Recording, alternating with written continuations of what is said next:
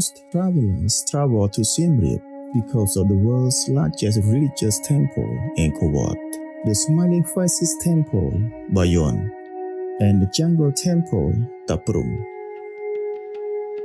But hundreds of other temples in this province are rarely known. Let my temples and nature guide you to one of the untold temples, Ta Som, in Siem Reap. What does Ta Som mean? When was it built and what for? What can be seen in this temple? We walk you through this ruin right now.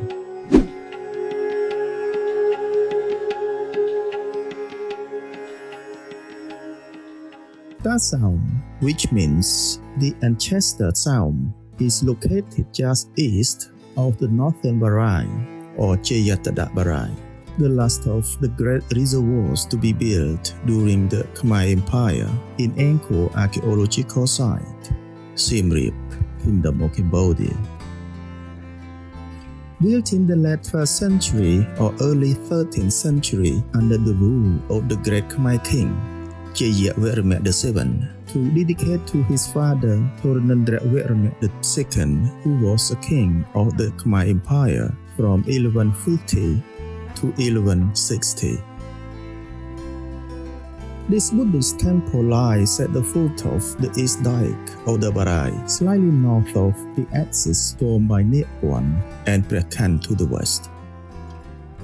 And it is perhaps the temple referred to in the inscription of Prakhan as Kavasrai Kojaratana, the jewel of the propitious white elephant. And it should have housed 22 or 24 divinities. Like the nearby temples of Prakhan and Ta Som, the temple was left largely unrestored, with number trees and other vegetation growing along the ruins. You will surely see the likeness to other temples of the era such as Prakhan, Bantik Day, and Ta Som. It is one of the smaller monuments in the region to be highly recommended to visitors.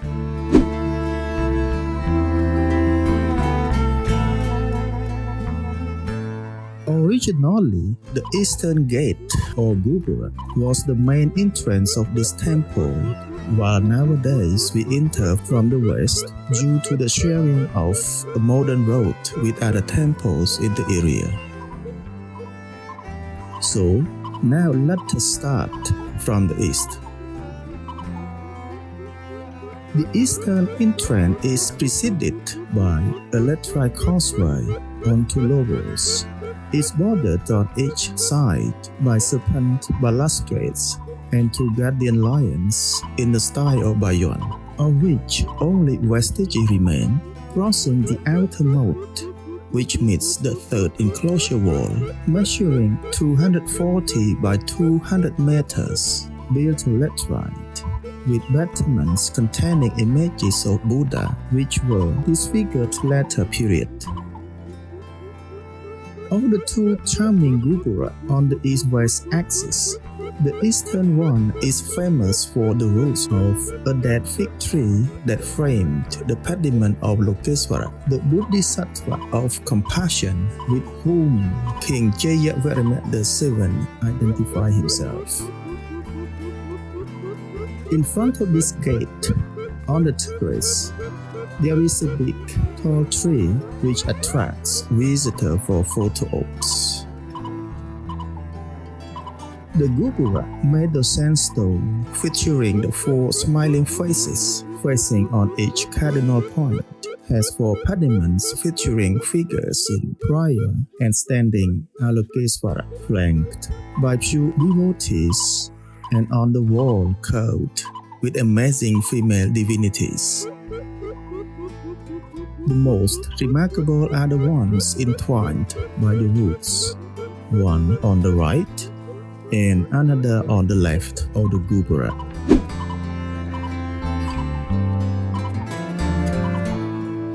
Walking to the west direction from this gate, through the unpaved causeway, used to be laterite. Enjoying the scenic nature, you reach a sandstone cruciform terrace. The serpent balustrades and guardian lions, or Twala Palas, are fallen and missing. The only remains are pedestals and some parts of the stone serpent body. To the west straight ahead is the eastern entrance of the second enclosure, approximately 20 by 20 meters, featuring gupura on each side. The enclosure features galleried walls constructed from laterite, as the third enclosure described, some of which have collapsed. Outside the north and south gupura are two large fallen pediments that have been reassembled, and it is a great chance to get up close to these artistic features that are normally up high and out of the line of sight. Crossing this entrance, you can see the central sanctuary surrounded by an enclosure wall within three gupuras at each cardinal point. If you are interested in carvings and iconography, make a circle of this before entering the inter-enclosure to view the deep relief pediments and how pediments, many of them sculpted the images of Buddha and trees. Walk through the east gupura and around the main building in a clockwise direction. At the south of the main area, there are some tall trees, a fallen stone lotus bud well arranged on the ground near the laterite wall. Further along, again on the ground, is a pediment with Lokesvara facing south. To the southwest, there is a tall tree which reminds you of the Phrom Temple. To the north, on the ground again, is a pediment coat with a standing Lokesvara flanked by divinities facing south. The outer walls of the first enclosure are finely decorated with female devatas, and each gupura is covered with two standing Twala Palas.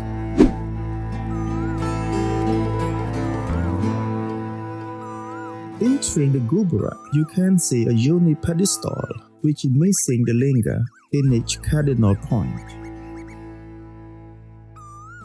The eastern gupura has 5 entrances, but the southeast and northeast entrances badly collapsed. Each of the other 2 small entries are decorated with standing guardian Twala Balas, while the main gate is designed the same as the temples built in the era.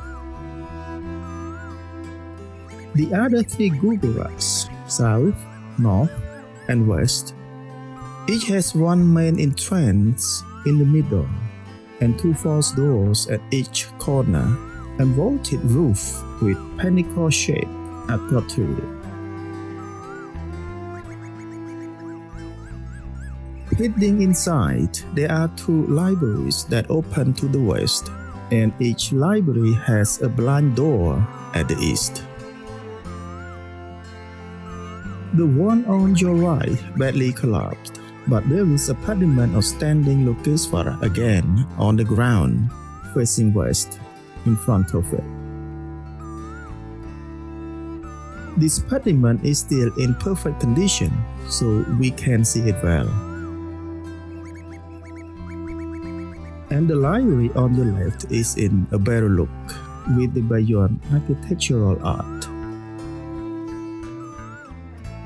Going clockwise again, in the southwest section, you can find a sandstone pillar with a peg on the top, seen in other temples of the same period, whose purpose has yet to be explained.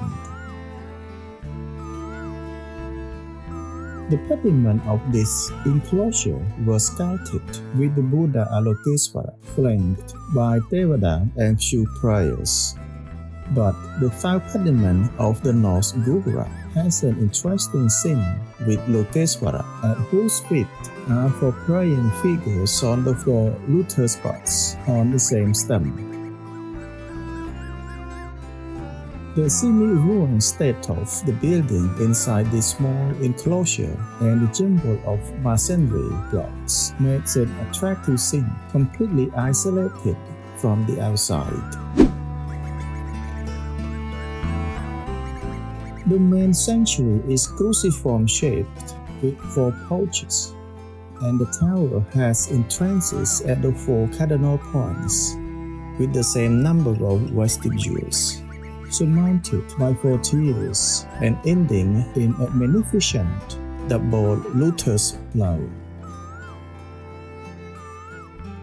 The central shrine, all of which are ornately decorated with Tevada sculptures and foliated scrolls with roundels and motifs as is typical of the era. Inside the sanctuary, you can see one huge stone pedestal, probably where a statue in the likeness of Jayavarman VII's father, Jayavarman stood here. The route west, leaving the Ancestor Sound, recapitulates the eastern approach, although it is a little shorter due to the offsetting of the temples to the west. Pass through the second West Gugura and the lateral wall, then across the moat by the sandstone cruciform turrets with carved Naga balustrade, and finally along the unpaved walkway to the western Gugura of the third enclosure. As at the Prom and Bantik day, this enclosure was added in the latter period, and similarly, the Gugura has a four-faced tower.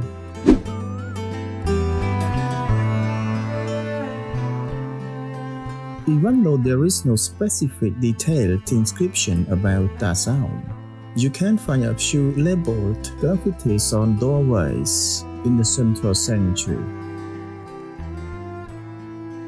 Take note as you pass through the doorways, as many not only feature rich tapestries but also inscriptions naming royal figures of the time. Reference to Rodney Charles LeHollier, the HelloAngkor.com owner, he shares that there are four short inscriptions found at the temple as numbered K460, K665, K1025, and K1026. K460 tells us about a group of short inscriptions found on the door jambs of the central sanctuary, each Gugura of the first enclosure, and the library, providing the names of several lords and high priests. K665 is a label graffiti. K1025 shows us about recycled stone labeled graffiti, and K1026 tells us about the recycled stone 4 lines of Khmer.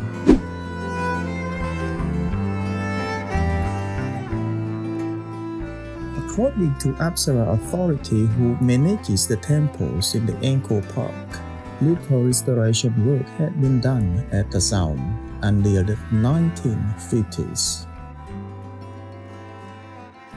At this time, some propping of structures that near collapse was carried out. After the WMF, World Monument Fund, added Ta Som to their project, the WMF team began to document and interpret the site and carry on emergency stabilization of fragile structures and improvement to visitor flow around the monument. In 2007, WMF and the Apsara Authority conducted clearing and documentation works that allowed the temple to be accessed from all four sides. Many sandstone blocks were repaired, and this allowed the reconstruction of the north central fronton of the North Gujarat.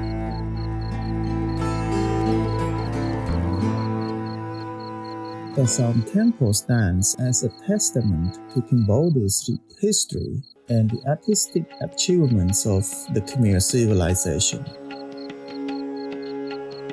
Visitors can explore its serene surroundings, intricate carvings, and a fascinating blend of nature and ancient architecture.